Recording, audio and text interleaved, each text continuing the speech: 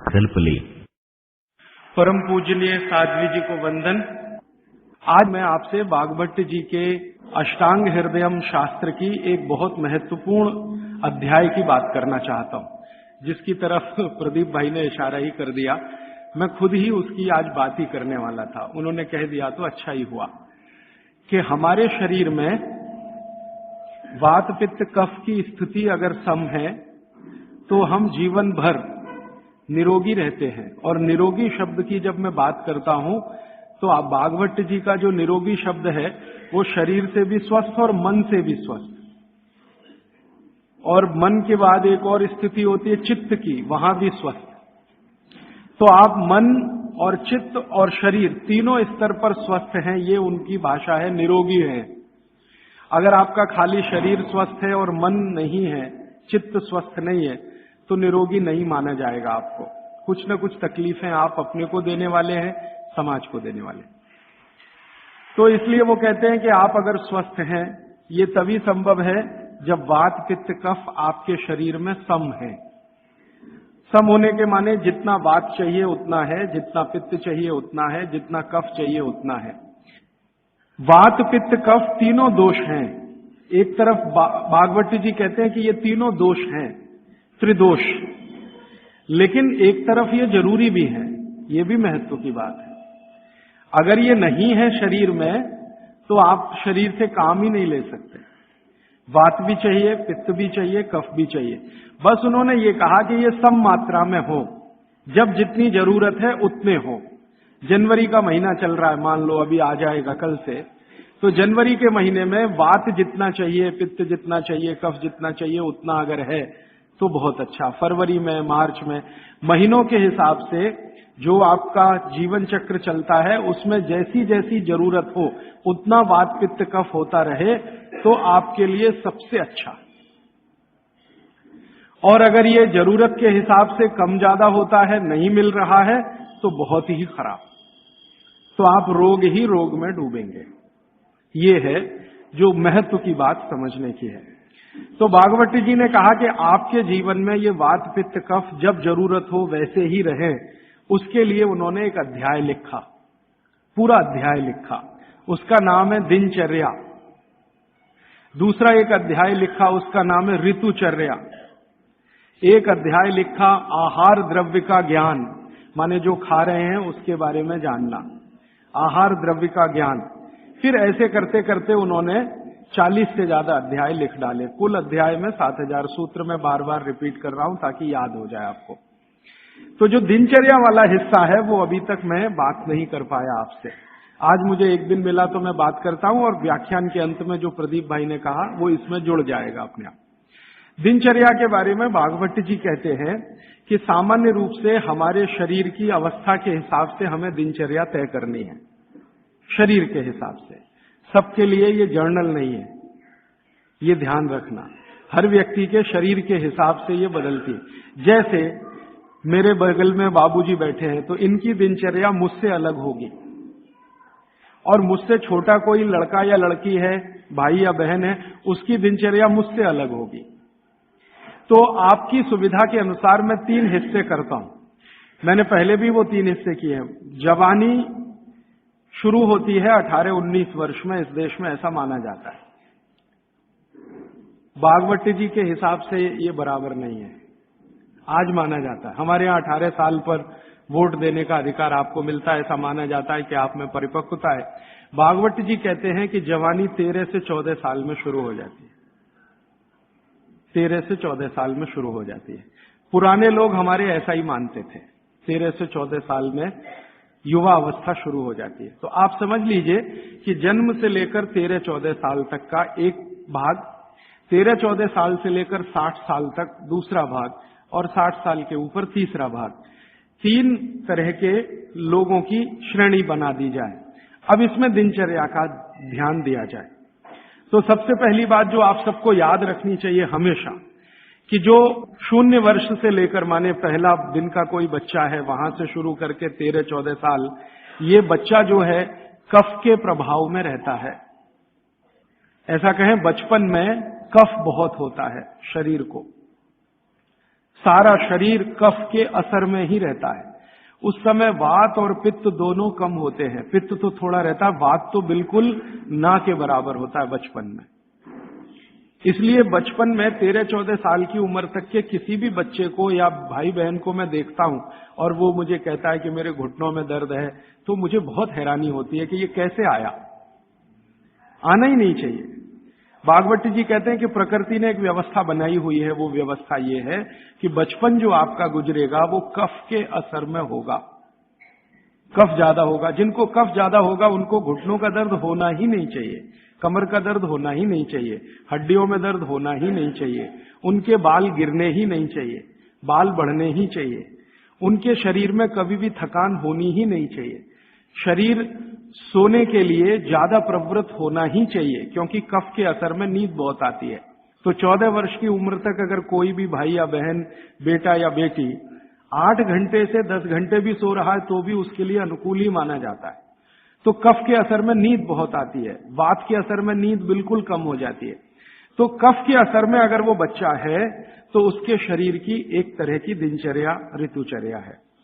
फिर क्या होता है कि 14 साल से ऊपर लेके 60 साल तक जवानी मान लीजिए, तो इसमें पूरा शरीर पित्त के असर में रहता है। 14 साल से लेकर 60 साल तक पित्त का असर होगा। तो शरीर को पित्त का असर होगा ही ये इतने दिनों में। तो इनके लिए एक तरह की ऋतुचर्या, दिनचर्या। और तीसरा है 60 के ऊपर की जब उम्र हो जाती है तो वात के प्रभाव में आ जाता है पूरा शरीर। तो 60 के ऊपर उम्र जिनकी हो गई, अब वो मुझे ये कहें कि राजीव भाई घुटने दुख रहे हैं, तो समझ में आता, ठीक है भाई, स्वाभाविक है आपके लिए, हड्डियां कमजोर हो रही हैं, बिल्कुल स्वाभाविक है। ये उतना ही स्वाभाविक है जैसे आपके जीवन में बहुत सारी दूसरी चीजें स्वाभाविक होती है। तो 60 के बाद जब तक आप जीवित हैं वात के प्रभाव में है। 60 से पहले 14 वर्ष तक जब तक आपकी उम्र है आप पित्त के प्रभाव में हैं, और 14 वर्ष से कम आपकी उम्र है तो आप कफ के प्रभाव में हैं। तो मैं कफ से शुरू करता हूं। कफ से शुरू करें कि कफ प्रधान जो बच्चे हैं 14 साल तक, उनकी दिनचर्या कैसी होनी चाहिए।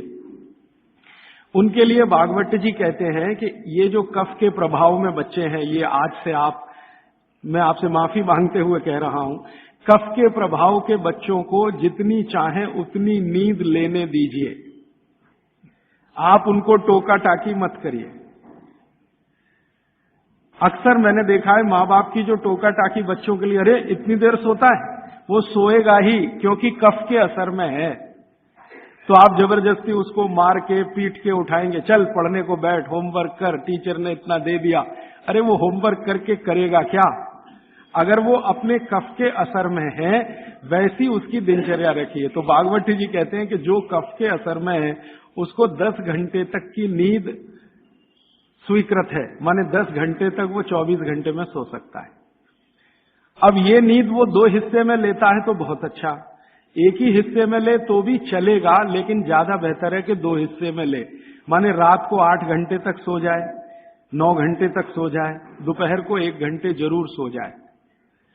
लेकिन आप अगर कहेंगे कि कफ के असर में जो बच्चे हैं उनमें भी 3 कैटेगरी बनती है। 14 से 8 एक कैटेगरी, 14 साल से 8 साल, 8 साल से 4 साल एक कैटेगरी, और फिर 4 से 1 साल की कैटेगरी। तो 1 से 4 साल वाली कैटेगरी में भागवत जी कहते हैं कम से कम 16 घंटे की नींद, और 4 से 8 साल की कैटेगरी में वो कहते हैं कि कम से कम 12 से 14 घंटे की नींद, और बाद में वो कहते हैं जो 14 साल 8 से 14 तो वो कहते हैं कम से कम 8 से 9 घंटे की नींद। तो छोटे बच्चे अगर आपके घर में हैं जिनकी उम्र 14 साल से कम है, आप उनको सोने से मत रोकिए, क्योंकि कफ का असर है, और कफ का प्रभाव जब ज्यादा होता है ना तो होता क्या है वो समझ लीजिए। कफ आप जानते हैं चिकना पदार्थ है, स्निग्ध पदार्थ है। कफ का मतलब है आपको खांसी आए और जो बलगम निकल जाए, जो बलगम है ना वो ही कफ है, ऐसा समझ लीजिए। वो स्निग्ध है, चिकना है और बहुत भारी है। ये गुरु है, गुरु माने भारी, हैवी है, बहुत हैवी है, इससे ज्यादा हैवी कोई चीज नहीं। तो स्निग्ध है, चिकना है, भारी है, गुरु है, और जो भारी चीज होती है वो शरीर के ब्लड प्रेशर को हमेशा बढ़ाती है, हमेशा बढ़ाती है। हर भारी चीज हैवी चीज आप कहते हैं ना, कहते हैं कई बार चिकित्सक हल्का खाओ जी, ज्यादा भारी चीज मत खाओ। हर भारी चीज शरीर के ब्लड प्रेशर को बढ़ाती है, क्योंकि भारी चीज जाएगी तो उसका गुरुत्व ज्यादा है, गुरुत्व ये ज्यादा है तो वो बढ़ेगा। अगर ब्लड प्रेशर, तो आपके ब्लड प्रेशर को कंट्रोल रखने के लिए ज्यादा बढ़ गया तो तकलीफ आ जाएगी। तो बॉडी ने एक व्यवस्था बनाई, शरीर ने व्यवस्था बनाई कि आप ज्यादा नींद लो। ये नींद लेते समय ब्लड प्रेशर हमेशा कम रहता है। जितनी देर आप सोएंगे ब्लड प्रेशर या तो सामान्य होगा या सामान्य से कम होगा। जितनी देर आप जगे हुए हैं ब्लड प्रेशर सामान्य से थोड़ा ज्यादा होगा। तो बचपन में क्या है, आदमी या बच्चा गुरुत्व में है, कफ में है, स्निग्धता में है, इसलिए उसको नींद लेकर ब्लड प्रेशर को मेंटेन करना है अपनी व्यवस्था बनाने के लिए, इसलिए वो ज्यादा देर सोएगा ही। आप उसके सोने पर पाबंदी मत लगाओ। आप अगर ये महसूस करते हो कि जी 14 घंटे से भी ज्यादा सो रहा है, तो सोचने की बात आएगी। उसमें भी 4 साल तक के बच्चे को तो वो भी नहीं सोचना, वो 18 घंटे भी सोए तो सोने दो उसको। और वैसे भी आप महसूस करते हैं, आप सब माताएं हैं, आपने बच्चे अपने बड़े किए ही हैं, छोटे बच्चे जितने होंगे नींद उतनी ज्यादा लेंगे, क्योंकि कफ का असर उतना ही ज्यादा है और ज्यादा कफ को मेंटेन रखना है ब्लड प्रेशर के लिए, इसलिए नींद लेनी ही पड़ेगी, बिना उसके होने वाला नहीं है। इसलिए बचपन में नींद ज्यादा।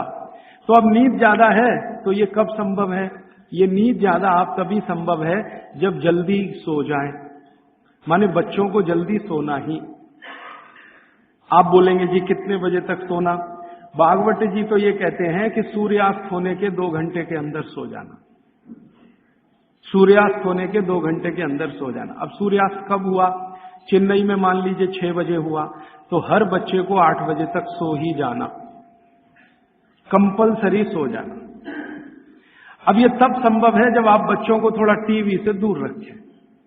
भागवत जी के समय में टीवी नहीं था, होता तो उस पर भी कमेंट करते। अब ये आ गया पिछले 50 साल में, आधुनिक विज्ञान ने इसको दे दिया। तो टीवी से बच्चों को दूर रखें ताकि उनके सोने की कमी ना आए। टीवी देखने में आजकल बच्चे 11 बजे तक 12 बजे तक जगते हैं, तो उनके नींद में कमी आती है। नींद में अगर कमी आएगी तो कफ के असर में नींद अगर पूरी नहीं लेंगे तो फिर कफ बिगड़ेगा, और ये बिगड़ा हुआ कफ बच्चों को चिड़चिड़ा बनाएगा, चिड़चिड़ा। बच्चों को अगर नींद पूरी नहीं लेंगे, इसको ध्यान रखिए, तो उनमें चिड़चिड़ापन आएगा, गुस्सा भी आएगा। और चिड़चिड़ापन और गुस्सा उनमें है तो वो आपकी कोई बात नहीं मानेंगे। आप उनको लाख अच्छी बात कहो, वो मानेंगे ही नहीं, क्योंकि शरीर को मस्तिष्क जो है नियंत्रित करता है। मस्तिष्क कफ के प्रभाव में है, कफ बिगड़ा हुआ है, सुधरा हुआ नहीं है, क्योंकि नींद पूरी नहीं ले रहे हैं, तो ये तो संकट आने ही वाला है। तो अक्सर घरों में ये समस्या मैं सुनता हूं, वो कहते राजीव भाई बच्चे हमारी सुनते नहीं। वो सुनेंगे तब तक नहीं जब तक नींद पूरी नहीं हो रही है। आप उनकी नींद पूरी होने दीजिए, 8 घंटे 9 घंटे की 10 घंटे की नींद पूरी, फिर देखिए वो कितने अच्छे से सुनते हैं। अब मैं आता हूं जो आपने प्रश्न किया, जब आदमी कफ के असर में होता है, कोई भी बच्चा हो तो भी बड़ा हो तो भी, कफ के असर में जब भी होगा, चिड़चिड़ा होगा, गुस्सैल होगा, क्रोधी होगा, लड़ने को हमेशा तैयार होगा, और बहुत कफ अगर उसका बिगड़ा हुआ है तो वो ऐसा ही होगा जैसे कल बेनजीर भुट्टो को गोली मारने वाला। ये कफ के असर में ही होता है, तब होता है। कोई भी कफ प्रकृति का व्यक्ति किसी को भी गोली मार सकता है, अगर उसका कफ इतनी तीव्रता पर है, बिगड़ा हुआ, गोली मार सकता है, बम मार सकता है। किसी के खून को निकलते देख उसके कफ को शांति आती है, मन में उसके संतुलन आता है। तो कफ जो है ना बहुत अच्छी चीज है, लेकिन एक लिमिट के बाद जब ये बाहर जाता है तो दुनिया की सबसे खतरनाक चीज है। और दुनिया में जो अध्ययन हुए हैं, जो अभ्यास हुए हैं, कि जितने भी अपराधी प्रवृत्ति के लोग हैं दुनिया में, वो कफ के असर में ही सारे अपराध करते हैं। लेकिन कफ बिगड़ा हुआ है, और इसी कफ का असर है कि प्रेम भी बहुत पैदा होता है, बहुत प्रेम पैदा होगा इसी कफ के असर में। आप किसी छोटे बच्चे को देखते हैं ना, आपके दिल में अत्यंत प्रेम पैदा हो जाता है, वो कफ का असर है। कफ प्रेम भी पैदा करता है और कफ आदमी को जहरीला भी बना देता है। महत्व की बात है कि कफ जब तक नियंत्रण में है तो प्रेम भाव पैदा करेगा, सद्भाव पैदा करेगा। और जब ये बिगड़ गया, निकल गया बाहर, तो ये खतरनाक से खतरनाक चीजें बता देगा। अब मैं आपको भागवत की बात छोड़कर मेरी बात एक जोड़कर सुनाता हूं, तो बहुत अच्छे से समझ में आए। आपने कई बार अखबारों में पढ़ा होगा, न्यूज़पेपर में, मैगजीन्स में पढ़ा होगा कि दुनिया में सबसे खराब बच्चे अमेरिका के हैं। सबसे खराब बच्चे दुनिया में, सबसे खराब। उनकी खराबी का कोई लिमिट नहीं है। आपने अक्सर न्यूज़पेपर पढ़े हैं कि हाई स्कूल के बच्चे जेब में से रिवॉल्वर निकाला और पट पट पट पट टीचर को मारा, अपने पड़ोसी को मारा, इसको मारा और अंत में खुद को मारा। अमेरिका की मुश्किल से कुल आबादी 27 करोड़ है। इसमें से लगभग 3 करोड़ के आसपास बच्चे हैं, ऐसा वो कहते हैं।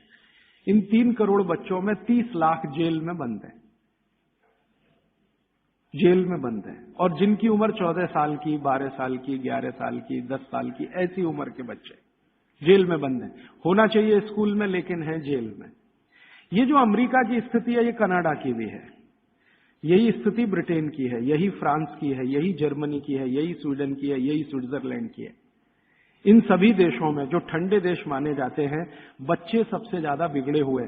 आपको सुनकर हैरानी होगी, अमेरिका, यूरोप के देशों में सबसे ज्यादा जो अपराध हो रहे हैं, उनमें लगभग 65 से 70% अपराध बच्चे कर रहे हैं।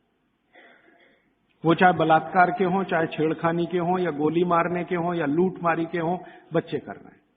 बच्चे जिनको हम 14 साल तक की उम्र का मानते हैं, वो कर रहे हैं। परिणाम क्या है? बिगड़े हुए कफ के प्रभाव में है वो सब बच्चे। बिगड़े हुए कफ के प्रभाव में जो भी रहेगा, हिंसा ही करेगा, अहिंसक हो नहीं सकता। कफ जैसे ही बिगड़ता है तो हर तरह के नेगेटिव विचार और बुरे विचार शरीर में आएंगे। अब वो शरीर की एक स्वाभाविक क्रिया है, इसको रोकना है तो क्या करें? इसको रोकना है तो कफ कम करो, बिगड़ने मत दो। और कफ बिगड़े नहीं तो भागवत जी कहते हैं इसकी सबसे अच्छी अचूक दवा है भरपूर नींद लेना। मुफ्त का इलाज है। बिगड़े हुए कफ को सुधारना है, कंट्रोल में। ये बड़ों के लिए भी मैं कह रहा हूं, क्योंकि आगे आपको भी समझ में आएगा कि आपके शरीर में भी अगर कफ की स्थिति बिगड़ रही है तो भरपूर नींद लेना शुरू करिए, कफ अपने आप आपका कंट्रोल में आ जाएगा, क्योंकि शरीर ही कर लेता है ये सब। बस ध्यान दीजिए। इसका मतलब ये है कि बच्चों को चिड़चिड़ेपन से बचाना, गुस्से से बचाना, निगेटिविटी से बचाना, गलत रास्ते पे ना चले जाएं। अब गलत रास्ता आप सब समझते हैं, जैसे हमारे प्रदीप भाई कह रहे थे कि आजकल बच्चे भाग रहे हैं घर छोड़कर बॉयफ्रेंड के साथ या गर्लफ्रेंड के साथ। ये बिगड़े हुए कफ की अवस्था है। क्योंकि मैं तो ट्रीटमेंट भी करता हूं होम्योपैथी में। ऐसे बहुत सारे लड़के लड़कियां इलाज के लिए मेरे पास आते हैं जो घर छोड़कर भागे हुए। क्यों भाग गए जी? पिताजी अच्छे नहीं लगते, माताजी अच्छी नहीं लगती। जिन माता पिता ने पैदा किया वो ही अच्छे नहीं लगते। कफ इतना खतरनाक है, आप जरा समझिए इस बात को। जो माता पिता ने जीवन के सारे कष्ट झेलकर उनको बड़ा कर दिया 14 साल का। क्योंकि मैं आपको एक विनम्र बात कहना चाहता हूं, मेरा ऑब्जर्वेशन है, दुनिया में बच्चों को बड़ा करना सबसे मुश्किल काम है, सबसे मुश्किल काम मानता हूं। धीरू भाई अंबानी होना सबसे आसान काम है। हाँ, आपके पास कुछ पैसा नहीं है, 10,000 करोड़ बनाना, 20,000 करोड़, 1 लाख करोड़ बनाना सबसे आसान काम है, सबसे आसान काम है। लेकिन एक बच्चे को बड़ा कर देना या 2 बच्चे को बड़ा कर देना दुनिया का सबसे मुश्किल काम है। आप फैक्ट्री चला सकते हैं, 1 चला सकते हैं, 10 चला सकते हैं, 20, बहुत आसान है आपके लिए, क्योंकि उसको मैनेज करने के लिए बहुत मैनेजर आपको मिल जाएंगे, विशेषज्ञ मिल जाएंगे। लेकिन बच्चे को बड़ा करने के लिए मैनेजर किराए पे नहीं मिलता। मिलता है तो वो बच्चों को बड़ा नहीं कर सकता। दुनिया में एक्सपेरिमेंट हुए हैं, परिवार के बाहर बच्चों को बड़ा करने के सबसे ज्यादा एक्सपेरिमेंट यूरोप में हुए हैं। कॉन्वेंट है ना, कॉन्वेंट, ये बच्चों को बड़ा करने के ही केंद्र हैं। ऐसे बच्चों को जो परिवार से बिछड़े हैं, छूटे हुए, लावारिस बच्चे। कॉन्वेंट स्कूल सब फेल हो गए अमेरिका और यूरोप में। वो बच्चों को सिखा नहीं पाए जो सिखाना चाहिए। और ज्यादा कॉन्वेंट के बच्चे ही वहां मर्डर कर रहे हैं, हिंसा कर रहे हैं, जेब काट रहे हैं। तो बच्चे को बड़ा करना मैं मानता हूं दुनिया का सबसे मुश्किल काम है। और आप जो भी अपने बच्चों को बड़ा कर रहे हैं, आप समझ लीजिए दुनिया का सबसे मुश्किल काम आप कर रहे हैं। तो इसमें छोटी सी बात याद रखिए कि ये बच्चे ठीक से बड़े हों, कफ का बिगाड़ इनको कहीं गलत रास्ते पर ना ले जाए, तो इसके लिए बहुत सरल उपाय है कि नींद उनको भरपूर लेने दीजिए। कई बार आप ऐसा मत करिए, बच्चों को कई बार ऐसा लगता है झपकी आ रही है, तो आप जबरदस्ती पढ़ने को मत बिठाइए। कुछ बच्चे ऐसे हैं जो मेज कुर्सी पे बैठते ही ऊँघने लगते हैं, तो उनसे कहिए कि देखो किताब बंद कर दो और जाके सो जाओ। वो 20-25 मिनट सो के आएंगे, पहले से ज्यादा फ्रेश होंगे, क्योंकि सो के उठते ही कफ का असर कम हो जाएगा। और कफ के असर में पढ़ाई नहीं होती, ये और बात एक जान लीजिए। कफ के असर में पढ़ाई नहीं हो सकती। पढ़ाई अच्छी करनी है तो पित्त के असर में ही होती है। पित्त बढ़ना चाहिए, कफ कम होना चाहिए, तभी पढ़ाई अच्छी होगी। तो जब तक कफ बिगड़ा हुआ है, असर उसका भयंकर दुष्प्रभावी है। पढ़ने के लिए मत बोलिए उनको, कहिए सो जाओ। कफ बिगड़ा हुआ हो तो सबसे अच्छा उपाय है कहो सो जाओ। तो 20 मिनट सोएंगे, आधा घंटे, 1 घंटे या 2 घंटे सो जाए, फिर कहो अब उठने दो, अपने आप से उठने दो। अब अपने आप से जब उठे तब उनका कफ पूरी तरह से शांत होगा, फिर जो भी पढ़ेंगे मगज में बैठेगा, दिमाग में बैठे। और एक छोटी सी बात, आप सवेरे सवेरे स्कूल जाने के लिए जो मार मार के उठाते हैं अपने बच्चों को, आप बहुत बड़ा अत्याचार कर रहे हो, बहुत बड़ा अत्याचार कर। कारण क्या है वो समझ लीजिए, समझ लीजिए। वो ये, मैं ये कह रहा हूं कि आप करें जरूरी नहीं है, लेकिन समझ जरूर लीजिए, ताकि आपको करते समय ध्यान में रहे कि मैं ठीक कर रहा हूं या गलत। बच्चों को मार मार के सवेरे जब आप उठाते हैं तो बहुत बड़ा अत्याचार उनके ऊपर होता है। वो क्या होता है, सुबह का समय कफ का समय है, दिन के हिसाब से सुबह का समय कफ का समय है। उस समय उनको सबसे गहरी नींद आएगी, वो प्रकृति का नियम है। और उसी समय मार पीट के आप उनको उठा के बाथरूम में करते, चल जल्दी से नहा, बस आ गई है, ऑटो रिक्शा आ गया है। अरे ये बस और ऑटो रिक्शा क्या करेंगे उसकी जिंदगी को। मैंने ही क्या कर लिया इतना सब पढ़ने के बाद, क्योंकि जो कुछ मैंने पढ़ा है वो मेरी जिंदगी के कभी काम नहीं आया। काम तो वो आ रहा है जो मैंने स्कूल में नहीं पढ़ा, कॉलेज में नहीं पढ़ा। स्कूल कॉलेज में मैंने बहुत पढ़ा, x+y² = x² + 2xy + y², और पता नहीं कितनी कॉपियां रंग डाली, आज तक मेरी जिंदगी में काम नहीं आया x+y²। अब मेरे गणित के टीचर को मैं पूछता हूं क्यों पढ़ाया मास्टर जी आपने मुझे, तो कहते क्या करूं यार, काम तो मेरे भी नहीं आया, मुझको किसी ने पढ़ाया तो मैंने तुमको पढ़ाया। ये भेड़िया धसान है। मैं आपको विनम्रता पूर्वक ये कहना चाहता हूं, कितने भी अच्छे स्कूल में आप बच्चों को पढ़ाइए, उनकी जिंदगी का 90 से 95% बेकार ही जाने वाला है। अब उसके लिए आप उनको मार पीट के उठा रहे हैं, जो कभी काम नहीं आएगा जिंदगी में। तो आप ये अत्याचार मत करिए। फिर आप कहेंगे जी स्कूल तो सुबह ही चलते हैं, तो स्कूल वालों को मिलकर समझाइए कि बच्चों के स्कूल का समय दोपहर को रखें। अब आप बोलेंगे जी वो कैसे समझेंगे, ऐसे समझेंगे, बच्चे तो आपके पढ़ रहे हैं ना, ये स्कूल के मास्टर जी के पढ़ रहे हैं, बच्चे आपके पढ़ रहे हैं, फीस आप दे रहे हैं। आप मिलकर कहेंगे तो स्कूल वालों को झक मार के सुनना ही पड़ेगा, क्योंकि स्कूल तो आपसे चल रहा है, आप स्कूल से नहीं चल रहे, स्कूल आपसे चल रहा है। आप लाखों रुपए उनको डोनेशन दे रहे हैं, करोड़ों रुपए फीस दे रहे हैं, तो उनको कहिए छोटे बच्चों के स्कूल कभी भी सवेरे नहीं होने चाहिए। 7 बजे से स्कूल चल रहा है, ये तो होना ही नहीं चाहिए। उनका स्कूल 11 बजे से 12 बजे से होना चाहिए। आप प्रयास करिए, सफलता मिले तो बहुत अच्छा, नहीं मिले तो अपना अलग स्कूल ही खड़ा कर दीजिए। हाँ, क्या मुश्किल है आप जैसे लोगों के लिए। आप सब यहां बैठे हुए लोग हैं, कोई करोड़पति से कम नहीं है, क्या मुश्किल है। एक स्कूल ऐसा शुरू कर दो जो बच्चों को सुबह नहीं पढ़ाएगा जी। हम आयुर्वेद के हिसाब से चलेंगे, हम बागवट के हिसाब से चलेंगे, हमारा बच्चों का स्कूल दोपहर को ही शुरू होगा। तो आप कोशिश करिए, कोशिश करने से दुनिया में सब कुछ होता है। जब से मैंने ये बातें मेरे मित्रों से शेयर की, हमारे कार्यकर्ता बहुत हैं देश भर में, करीब 18,000, उनसे जब शेयर की तो उन्होंने कई कई जगह प्रयास किए, कुछ में सफलता भी मिली। स्कूल वाले मान गए, समझ गए, बागवट के सूत्र उनको समझाए तो वो मान गए। हाँ, बच्चों को, क्योंकि स्कूल में पढ़ाने वाली भी टीचर है या टीचर है, उसके भी अपने बच्चे हैं, वो भी देख रही है, महसूस कर रही है कि सुबह तो सोने का ही उनका मन करता है, तो सुबह तो सोने के लिए ही है उनके लिए, क्योंकि सुबह कफ का असर होता है और बच्चे तो कफ के ही प्रभाव में हैं, तो डबल असर होगा, इसलिए सुबह उनको नींद अच्छी आएगी। सुबह नींद अच्छी आएगी तो उनको झकझोर के जगाइए मत। अब सुबह की नींद उनकी ठीक से आए, इसके लिए वो रात को जल्दी सोए, तो 8 बजे तक सोने के लिए नियम डाल दीजिए। 8 बजे के बाद आपके घर का टीवी बंद हो जाए तो वो भी नहीं देखेंगे, आप देखेंगे तो वो भी देखेंगे।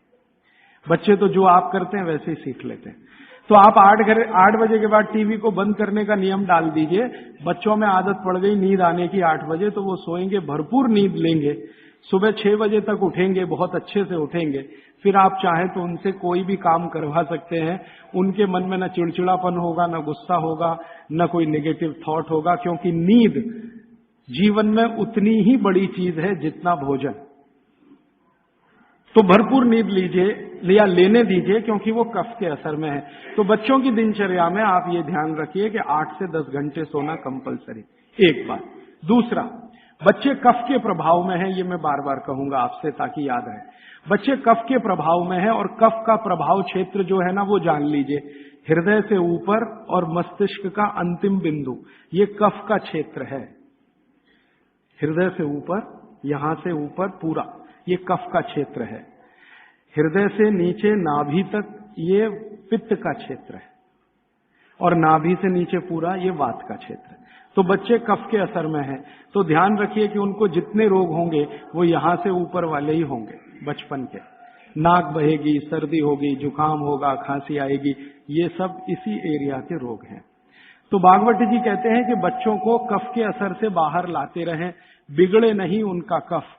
तो इसके लिए बच्चों की मालिश, उन्होंने एक शब्द, बहुत सुंदर शब्द दिया, अभ्यंग मालिश।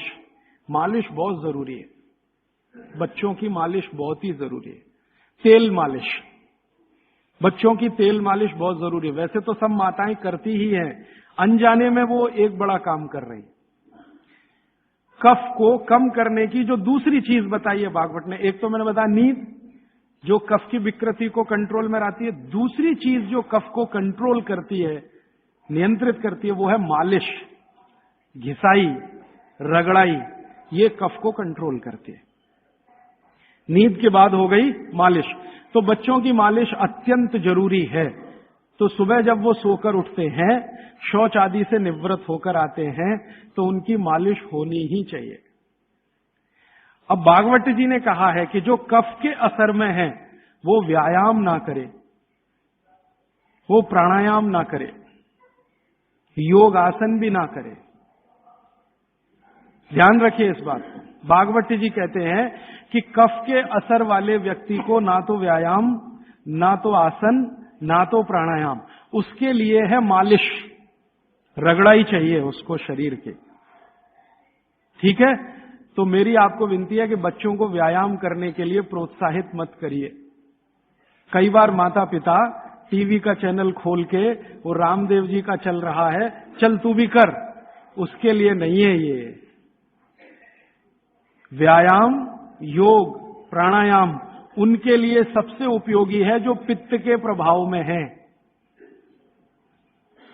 वात के प्रभाव वालों को बहुत मामूली, पित्त वालों को सबसे ज्यादा, कफ वालों को बिल्कुल नहीं। योग, प्राणायाम, आसन कफ वालों को बिल्कुल नहीं, वात वालों को थोड़ा, पित्त वालों को सबसे ज्यादा।